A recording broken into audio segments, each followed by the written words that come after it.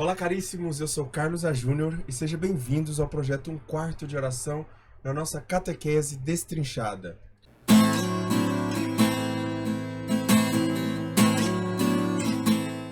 Hoje nós começamos e terminamos o segundo mandamento. Vamos falar sobre todo o segundo mandamento.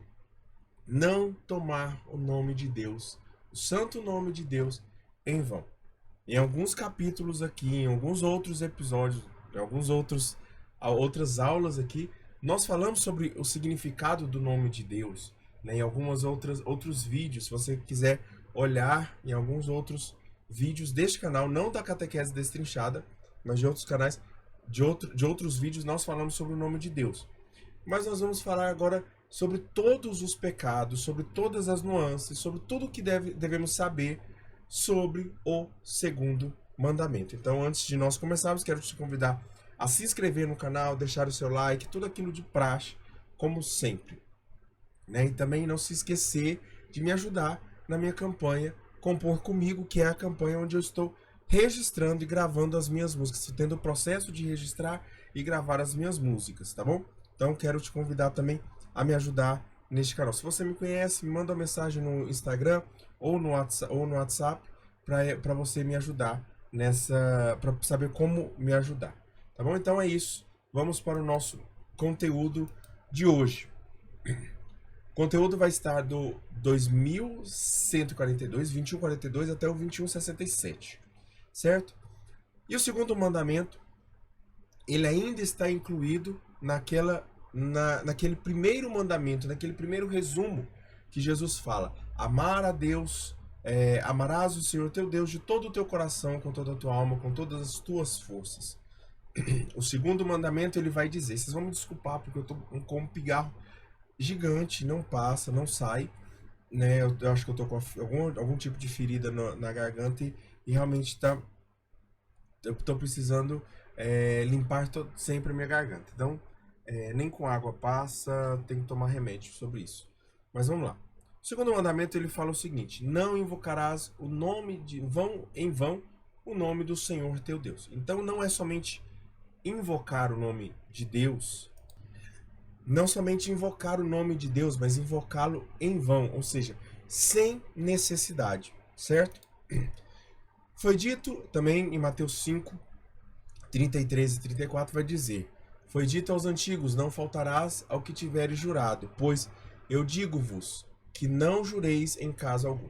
Então é isso que Jesus fala a respeito desse segundo mandamento, que está muito mais na questão de colocar Deus como mentiroso, colocar Deus como falso, ou colocar a sua criação como algo mentiroso. Então todas essas pessoas, quando a gente faz isso, a gente coloca o nome de Deus em vão. Mas vamos lá, o que é? O que manda então esse segundo mandamento? O segundo mandamento manda respeitar o nome do Senhor. Não somente respeitar o Senhor e amá-lo, mas respeitá-lo. Quando um pai vai criar um filho, ele deve criar como Deus criou a humanidade. Como Deus criou a humanidade? Primeiro ele deu o Antigo Testamento e ensinou a respeitá-lo. Depois ele deu o Novo Testamento e com Jesus ele nos ensinou a amá-lo. Nos ensinou a amar o Pai. Então o respeito ele vem anterior, né? O respeito não é maior do que o amor, mas ele é importante. Então nós devemos respeitar o nome de Deus. Depende da virtude da religião. Então ele também se encaixa na virtude da religião, que é dar a Deus o que é de Deus. Então dar a Deus o devido respeito que lhe é devido, certo? Talvez eu tenha sido redundante aqui, mas vocês entenderam. Regula o nosso uso da palavra nas coisas santas. O que quer dizer? Quer dizer que nós não podemos falar as coisas santas? Quer dizer que nós não podemos falar o nome de Deus em vão? Ou, aliás, quer dizer que nós não podemos falar o nome de Deus? Não. Quer dizer que nós devemos ter regulagem, nós devemos controlar o que nós falamos. Deus confia seu nome aos que nele creem. Então, Deus, ao confiar o seu nome a nós, Deus também nos chama a essa crença nele, né? Oferece a nós, então, confidência e intimidade. É como se ele tivesse oferecido sua mais o algo mais íntimo dele, que é o seu próprio nome. Já imaginou alguém confiar algo a você e você abusar dessa confiança? Usar o nome de Deus em vão é abusar da sua confiança e intimidade. Então é isso quando Deus ele vai nos confiar o seu nome, ele nos confia na certeza de que, na esperança, melhor dizendo, na esperança de que nós não abusemos do nome dele. Mas aí ele coloca isso como mandamento, como regra. O nome de Deus foi revelado para termos em nossos corações e mentes com zelo, ter o nome de Deus com zelo, com amor e com adoração. O nome de Deus deve ser então empregado para bendizer, louvar e glorificar. Fora disso, há a possibilidade de nós falarmos o nome de Deus? Sim, há a possibilidade de nós falarmos o nome de Deus nesses outros casos. Porém, o nome de Deus deve ser bendito, nós devemos bendizer o seu nome, louvar e glorificar. O sentido do sagrado, então, vai dizer o seguinte: respeitar o nome de Deus é um reconhecimento do mistério e da soberania divina. Então, desse mistério divino e da soberania divina. Nós sabemos o nome, mas não sabemos completamente o nome de Deus. E aí, Santo John Henry Newman vai dizer algo muito interessante. Ele vai dizer o seguinte: os sentimentos de temor e de sagrado serão ou não sentimentos cristãos. Ninguém pode razoavelmente pôr isso em dúvida. São os sentimentos que nós teríamos em um grau intenso se tivéssemos a visão do Deus soberano.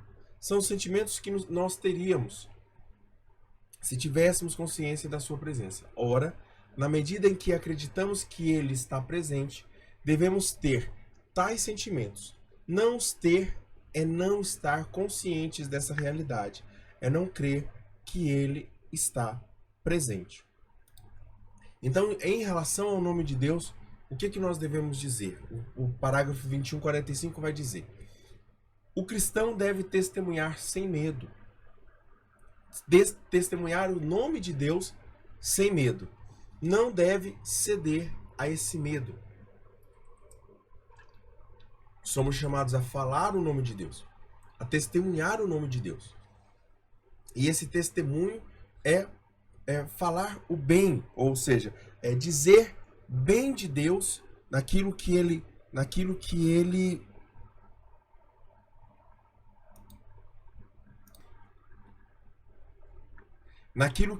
é. Continuando aqui, eu tive um probleminha técnico que deve ter cortado, mas já voltou. Então, naquilo que ele é. Então, testemunhar a bondade, a misericórdia, o amor, o que Deus fez em nossas vidas. E não deve ceder ao medo de testemunhar a Deus. Na catequese e na pregação devem haver muita adoração e respeito pelo nome de Deus. A catequese e a pregação, eles são os lugares onde nós mais podemos falar o nome de Deus. Então, a pessoa pode pensar assim, a falar o nome de Deus, então na pregação eu não poderia falar. Não, na pregação você deve falar principalmente o nome de Deus.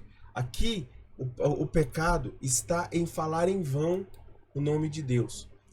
Quais são os pecados do segundo mandamento? Então, alguns pecados agridem diretamente o segundo mandamento. A gente já viu que todo pecado agride o primeiro mandamento, né? Alguns agridem, todo pecado agride direta ou indiretamente. Indiretamente, quando agride primeiro, do segundo ao décimo, e depois, diretamente, quando agride o primeiro. Então, em alguns casos, vão ser agredidos em primeiro lugar o mandamento em questão. No caso, não tomar o nome de Deus em vão. Quais são esses pecados? Abuso do nome de Deus, as promessas, as blasfêmias, as juras e o uso mágico do nome de Deus. Nós vamos olhar item por item aqui. O que significa esse abuso do nome de Deus?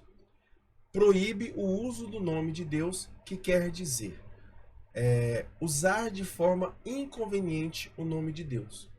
Aplica-se também ao nome de Jesus, da Virgem Maria e de todos os santos. Exemplo, quando eu faço um abuso, quando eu falo do nome de Deus de uma forma deturpada, ou aproveito do nome de Deus, aproveito desse nome Deus, né, do nome Senhor, Javé,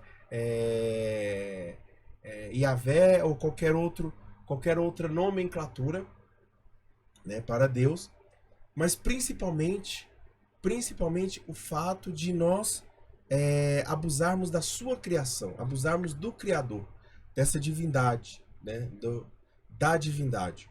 E aí nós abusarmos no sentido de usarmos de uma forma indevida, inconveniente, quando não convém, né? Então, não convém às vezes falar o nome de Deus em algumas situações, o nome de Deus ser citado, o nome de Deus ser acrescentado, seja por piadas, seja seja por comentários, por histórias, até mesmo por testemunhos. Então, seriam esses os abusos. As promessas também são pecados contra o segundo mandamento, pois as promessas feitas a outra pessoa em nome de Deus comprometem a honra divina, a fidelidade divina, a veracidade divina e a autoridade divina. Então, autoridade divina. No sentido de como é essa promessa. Olha, quando a pessoa fala assim, eu juro por Deus, eu te prometo. Não, melhor, né? O juras está lá embaixo. Eu te prometo que eu vou chegar no horário. E a pessoa não chega no horário. O que se passa? É como se ela estivesse dizendo, olha, eu juro, eu prometo que eu vou chegar no horário. E ela não vai chegar no horário, ela não tem pretensão de cumprir a sua promessa. Ela está fazendo do nome de Deus, o uso do nome de Deus indevido. E essas promessas devem ser respeitadas por justiça. Então a pessoa prometeu, ela tem que cumprir. Nesse caso, ela prometeu chegar cedo, ela tem que cumprir, correto? É um abuso do nome de Deus ser infiel a tais promessas. Então o problema não está na promessa. O problema está na intenção e de não cumprir essa promessa. Não só na intenção de... não somente na intenção de não cumprir, mas às vezes a pessoa ela tem a intenção de cumprir, mas ela não cumpre. E aí ela tem que se lembrar que ela prometeu em nome de Deus, certo? Por isso, Jesus nos convida a nem mesmo prometer em nome de Deus, a nem mesmo jurar em nome de Deus, e faz de Deus... Aliás, está escrito errado aqui.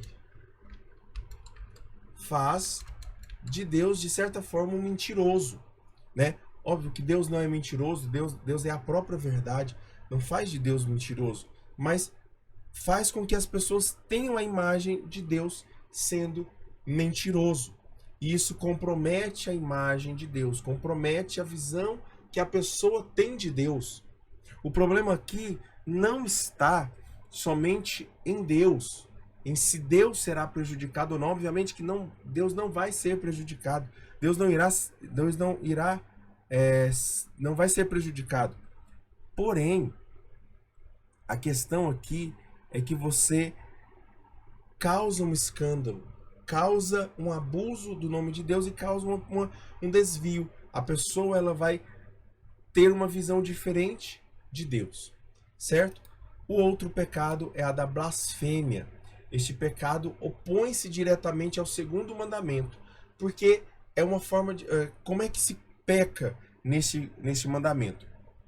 Quando você profere contra Deus, interiormente ou exteriormente, palavras de ódio, palavras de censura. Então, ou seja, aquela pessoa que interiormente ou exteriormente ela diz que odeia Deus por alguma coisa que aconteceu, ou palavras de censura, que Deus não entra na minha vida, palavras de desafio, eu duvido que Deus possa fazer isso, ou palavras de maledicência, falar mal de Deus, né? Deus não presta, Deus não existe, Deus é mau, Deus não é justo. São essas palavras. Obviamente, vocês estão entendendo que eu estou fazendo exemplos aqui, né? Também a falta de respeito com Deus ou com o seu nome, também o abuso de seu nome, com piadinhas, com excessos, com deturpações da imagem de Deus. E estende-se também as coisas de Deus, a igreja, os santos, as coisas sagradas, a Virgem Maria e as pessoas também.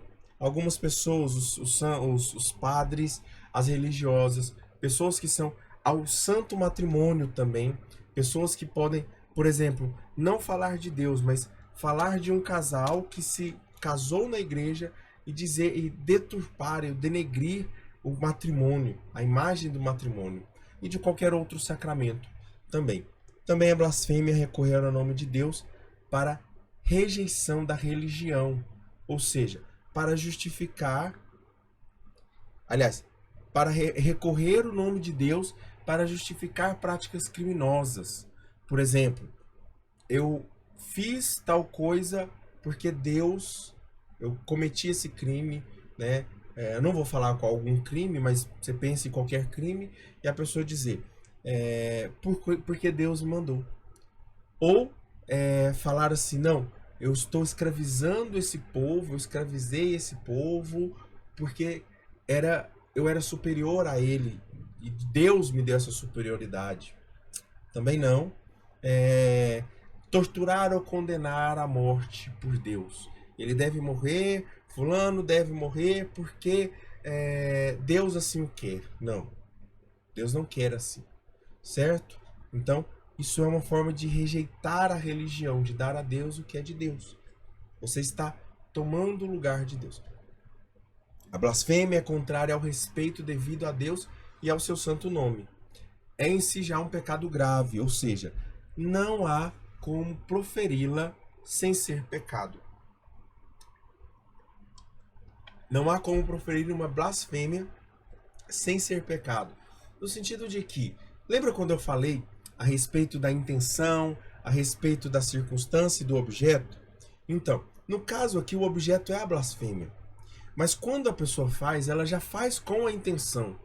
A intenção já está no objeto e a circunstância também já está no objeto. Então, automaticamente, já é um pecado em si mesmo. Existem pecados que não vão ser em si, muitas vezes pecado. Por exemplo, matar. Como nós vamos ver no pecado, no quinto mandamento, nós veremos isso, certo? E outros pecados também. Mas o pecado da blasfêmia, ele é em si já um pecado grave, independente da situação.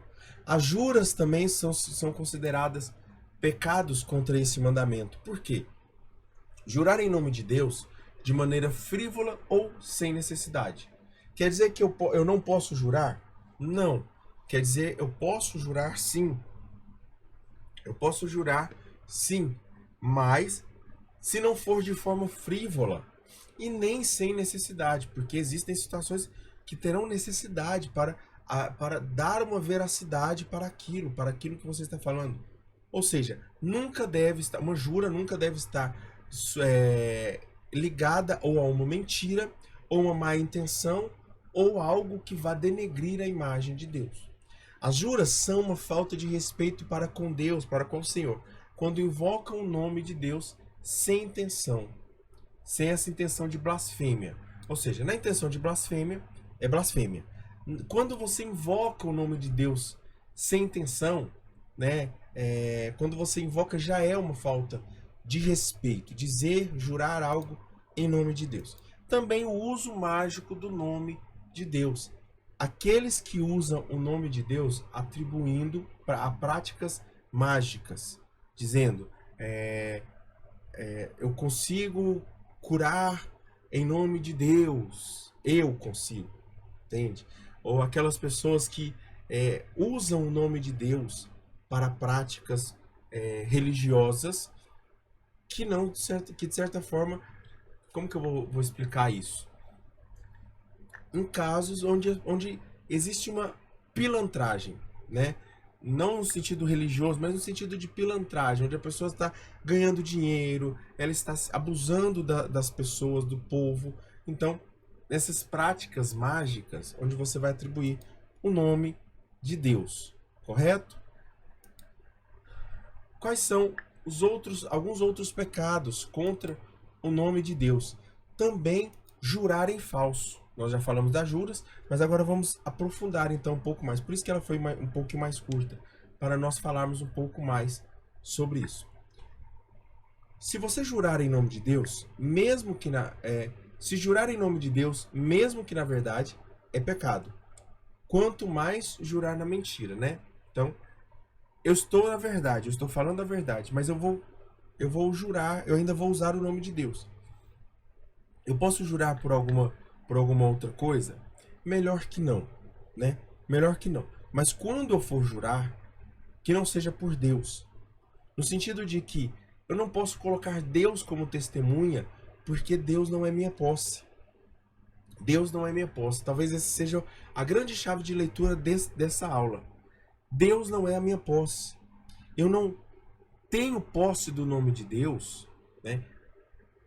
Como é que eu posso explicar essa questão da importância do nome de Deus? Vamos lá. Imagine que uma pessoa ela vai usar o nome de Deus, né? Ou, por exemplo, você conhece alguém. Você conhece alguém. É como se você tivesse uma procuração. É como se você tivesse uma procuração para usar o nome de alguém. Então essa pessoa ela deu essa autorização para você. Ela te deu essa autoridade para você falar o nome dela. Correto? Porém, aí o que acontece? Quando você pega essa autoridade que a pessoa te deu, por exemplo, a sua mãe te deu uma autoridade para você ir na farmácia, ela foi lá na farmácia, ela foi lá na vendinha e disse pro dono da venda, falou assim, olha, quando meu filho vier aqui e ele falar no meu nome, você pode dar o que ele pedir, certo? E aí você vai lá e todas as vezes você vai lá e fala o nome da sua mãe.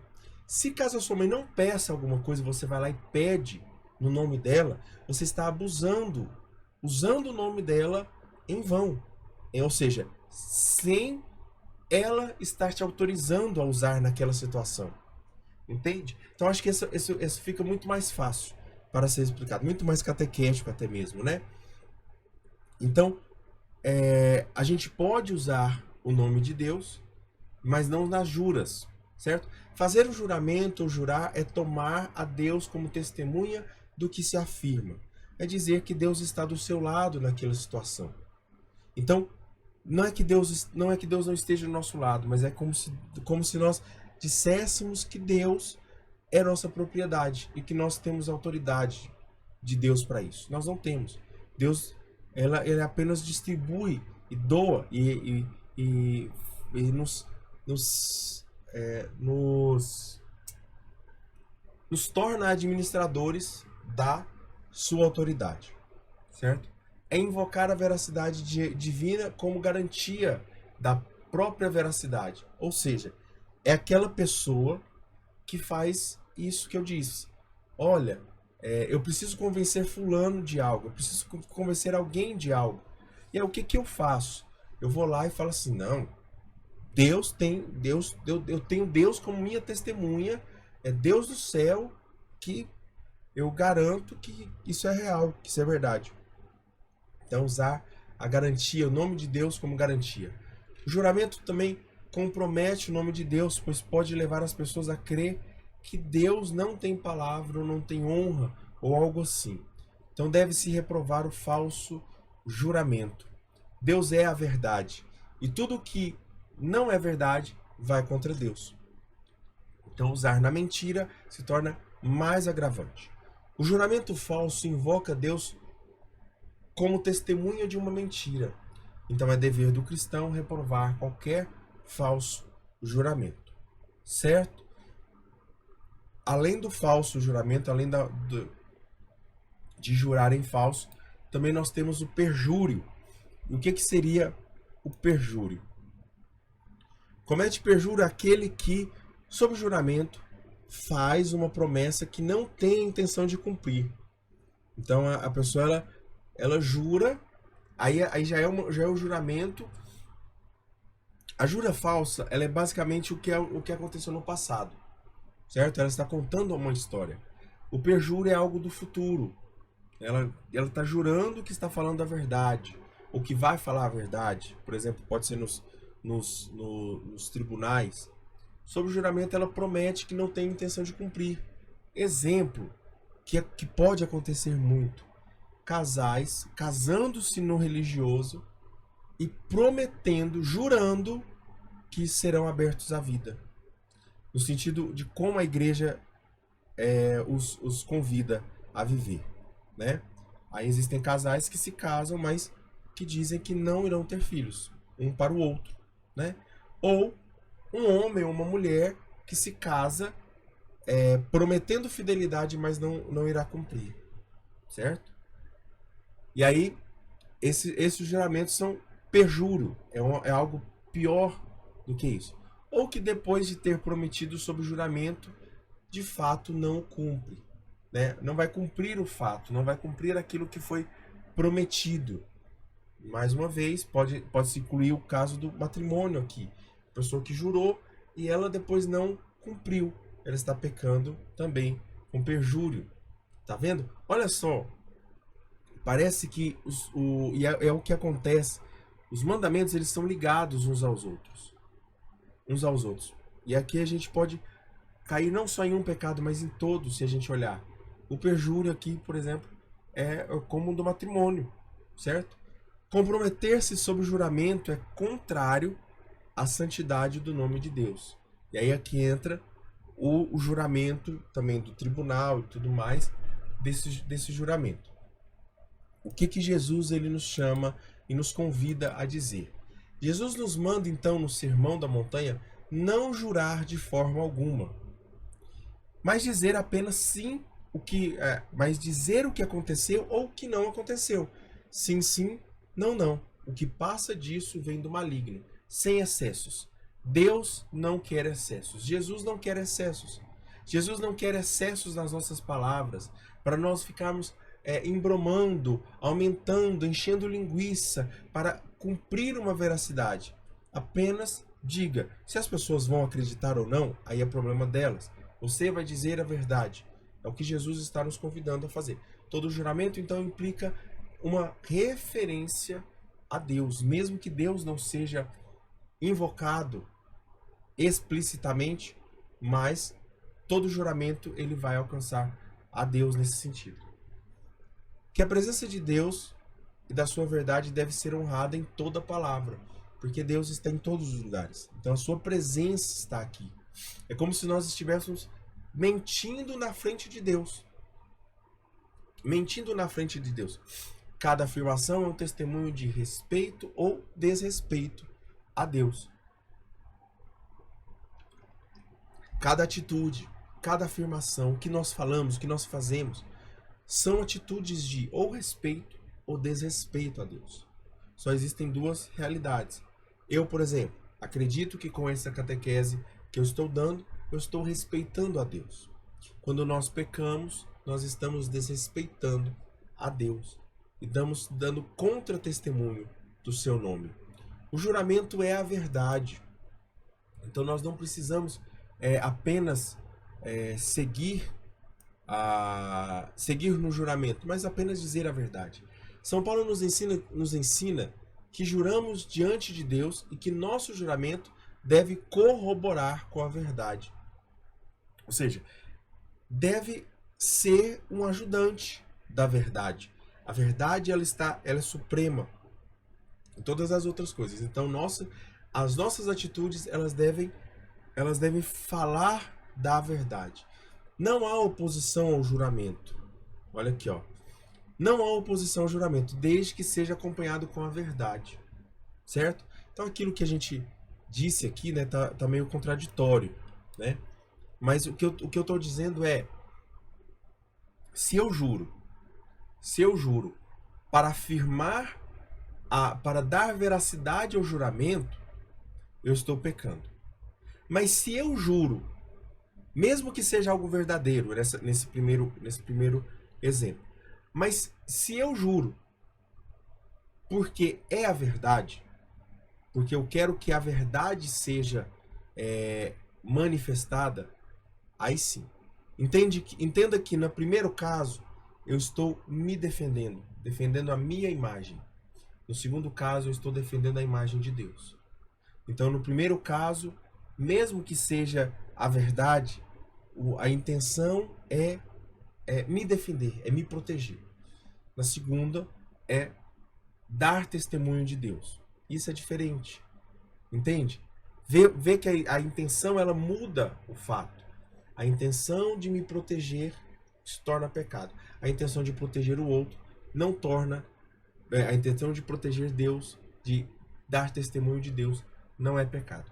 A proibição do juramento consiste em usar do juramento e não da verdade como meio para convencer os ouvintes. Ou seja, é aquilo que eu falei, né? Você usa o juramento para convencer. É o juramento que está acima da verdade, não a verdade que está acima do juramento. O juramento não é como se o juramento fosse apenas uma base para que a verdade seja anunciada, para que a verdade esteja acima. E não o contrário, a gente troca a ordem das coisas. O Código de Direito Canônico vai dizer assim, ó, o juramento, isto é, a invocação do nome de Deus como testemunha da verdade, não se pode prestar senão com verdade, discernimento e justiça. Então são essas três realidades que nós precisamos tomar. Verdade, discernimento e justiça. Então nós podemos ou não jurar. Podemos. E quando nós podemos jurar? A santidade do nome de Deus exige que não se recorra a ele por questões fúteis. Então, em situações que são fúteis, nós não devemos recorrer à santidade do nome de Deus. Também não se jure para ser aprovado pela garantia do nome de Deus. É aquilo que a gente está falando aqui, no sentido de que a pessoa não está acreditando em você. Aí você vira e fala assim, não, mas pode confiar porque Deus é minha testemunha. É uma forma de jurar por Deus, então é um pecado, certo? Porque você está querendo convencer a pessoa pelo nome de Deus, de algo fútil. Quando o juramento é exigido por autoridades civis e legítimas, pode ser recusado. Exemplo, situações onde países que vivem uma ditadura, as pessoas, algumas autoridades possam pedir juramentos para que você jure algo. Para você salvar a sua vida, você pode sim jurar. Você pode jurar nesse sentido. Quando o juramento é exigido por autoridades ilegítimas, pode ser recusado. Então, você pode recusar jurar algo para alguém que está fazendo que é ilegítimo, que é ilegal, certo? No caso, uma ditadura ou algo assim, certo? E deve sê-lo, ou seja, esse juramento deve sê-lo, se for pedido para fins contrários à dignidade das pessoas ou da comunhão ou à comunhão da igreja. Ou seja, se atenta à vida das pessoas, à dignidade das pessoas ou à comunhão da igreja, né, deve-se sobressair a dignidade e a comunhão da igreja. Não somente o nome de Deus, mas também o nome do cristão deve ser preservado, deve ser respeitado, certo? Para nós terminarmos aqui, essa aula foi muito mais curta. Olha só para você ver a diferença. Primeiro mandamento nós falamos em duas partes. Segundo mandamento nós vamos falar em uma parte, ainda nem vai exceder 1 hora. Para você ver como é diferente. Cada ponto deve ser tratado, cada mandamento deve ser tratado separadamente. O cristão recebe um nome no seu batismo, que pode ser diferente do nome de registro, de nascimento. Quando somos batizados, recebemos o nome de cristão, ou o nome de batismo. Esse nome é conferido pelo poder do nome de Deus. Antigamente costumava-se fazer isso, né? Pessoas convertidas ao cristianismo, ao catolicismo, quando eram batizadas, elas tinham a possibilidade de escolher o nome, né? Escolher um outro nome, né? E aí você vê tantas outras pessoas que tinham nomes, por exemplo, Saulo, né? Na verdade Saulo é outro assunto, Mas essa mudança de nome tem a ver com Pedro. Tem a ver com a forma como Jesus institui Pedro. Institui Simão, que antes era Simão e depois Pedro. E acabou se tornando uma tradição da igreja. Para que se mostrasse a vida nova que essa pessoa está vivendo. Mas não somente isso, mas como uma profecia para essa pessoa. Este nome é conferido pelo poder do nome de Deus. Então, o padre vai falar: Carlos, eu te batizo em nome do Pai, do Filho e do Espírito Santo. Este nome é recebido da igreja. É o padre que diz: eu te dou esse nome, eu te batizo, Carlos. Obviamente que o nome, na grande maioria das vezes hoje, não muda, né? Mas uma pessoa adulta, ela pode pedir para mudar o nome quando ela for batizada? Sim, ela pode pedir, ela pode dar essa sugestão. Se ela não gosta do nome dela, se ela acha que ela pode escolher um nome diferente, né, que seja mais cristão, que seja mais que remeta mais a ela, a identidade dela, a nova identidade dela. No batismo tinha-se então esse costume, e pode ocorrer ainda hoje a mudança do nome, usando o nome de um santo modelo de caridade ou patrocínio, ou qualquer outro nome que remeta-se ao cristianismo. Muitos cristãos então batizados, na vida adulta, mudaram seu nome, deixando a vida e o nome velho para assumir a vida e o nome novo. Esse nome de batismo pode também exprimir um mistério cristão, uma virtude cristã. Por exemplo, Santas Perpétua e Felicidade, o nome delas não era esse. O nome delas não era esse, mas elas escolheram esse nome como nome de batismo. Procurem os pais ou os padrinhos e o pároco que não se imponham nomes alheios ao sentir cristão, certo? Então, o que é isso?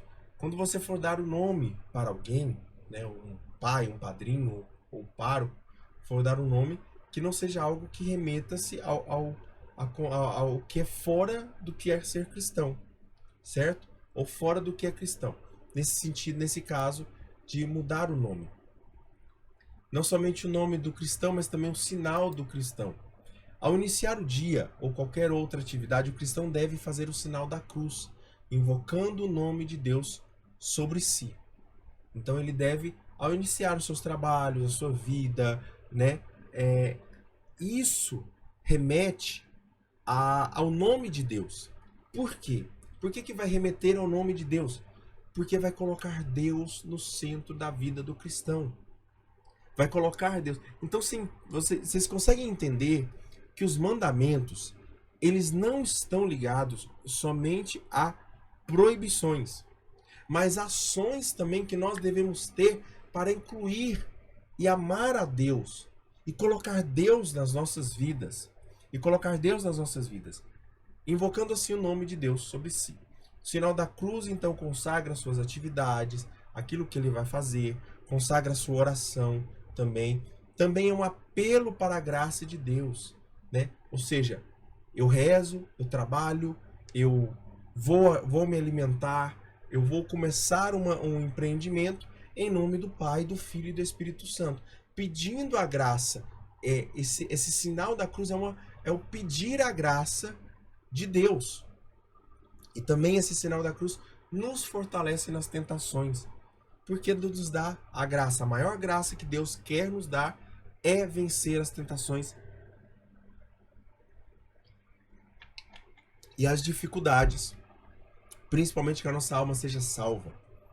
O cristão então age no Espírito Santo com o Filho e como filho do Pai, certo? Então é esse sinal da cruz que se faz cristão, que faz o cristão ser filho de Deus. Também vamos falar sobre o nome do homem. O nome de todo homem é sagrado, certo? O meu nome, Carlos, o seu, é sagrado. O seu nome é sagrado. É por esse nome, nome de batismo, que você é chamado no céu. Pelo seu nome você será chamado no fim da sua vida, no fim dos tempos. É o seu nome que estará escrito no coração de Deus, no livro da vida. Deus chama cada homem por seu nome. estando o nome do homem na boca de Deus, faz do nome do homem algo sagrado. Você consegue entender isso? Que Deus pronunciou o seu nome. Isso é muito mais rico do que a gente pode ficar aqui, ó, pensando sobre isso, avaliando sobre isso, no sentido de que Deus disse o meu nome. Em algum momento ele pensou em toda a minha vida. Ele pensou em toda a minha vida e me amou ao dizer o meu nome, ao me chamar, ao me dar a sua graça. Exige então um respeito como sinal da dignidade de quem por ele se identifica. Ou seja, eu devo respeitar o nome do outro, não fazer também piadinhas com o nome do outro. Com o nome do outro, né? No sentido de que o nome do outro é digno. Olha só o tanto que isso é grave. Parece que a gente não peca. Mas aí agora até mesmo eu que estou fazendo alguns exames de consciência, de coisas que eu já fiz ou de coisas que eu não tinha consciência. Mas a gente precisa ter um respeito também do nome que Deus pronunciou, que também é o meu nome, o nome do outro, o nome do fulano. Entende? Olha como a gente vai profundo nisso. E para terminar, o nome do homem do reino. O nome recebido é um nome de eternidade. Como eu falei, Deus disse o seu nome e ele disse na eternidade. No reino, então, no céu, o caráter misterioso e único de cada pessoa marcada com o nome de Deus resplandecerá em plena luz. O meu nome será engrandecido por Deus. Apocalipse 2 e Apocalipse 14 vai dizer sobre isso. Ao vencedor, dar-lhe-á uma pedra na qual estará escrito um novo nome, que ninguém conhece a não ser aquele que a recebe. Então, um novo nome será dado a mim, um novo nome será dado a você, que somente você conhecerá o seu. Apocalipse 14 vai dizer: olhei e vi, o cordeiro estava sobre o monte de Sido, e com ele 144.000 pessoas que tinham escrito na fronte o nome dele e o do seu pai. O nome de Deus, o nome de Jesus e o nome do Pai e o nome do Espírito Santo. Certo? Então é isso. Para nós terminarmos com 40 e poucos minutos de conteúdo, é dizer, pecar contra o nome de Deus é ainda difícil, mas ainda muito fácil.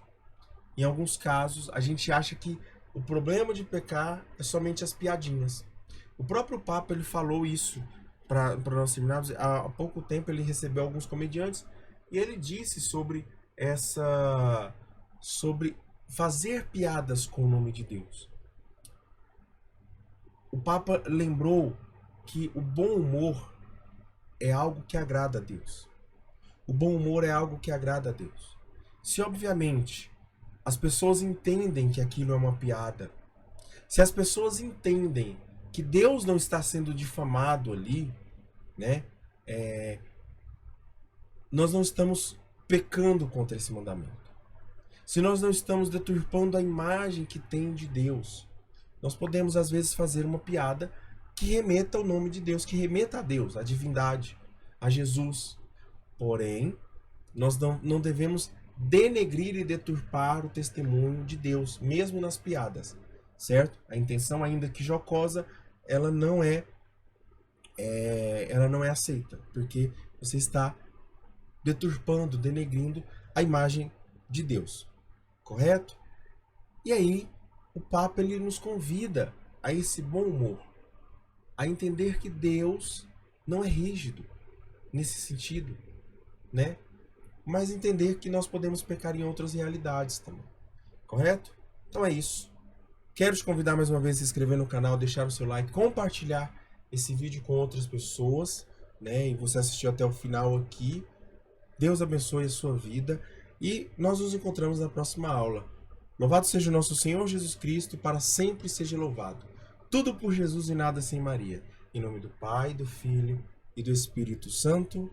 Amém.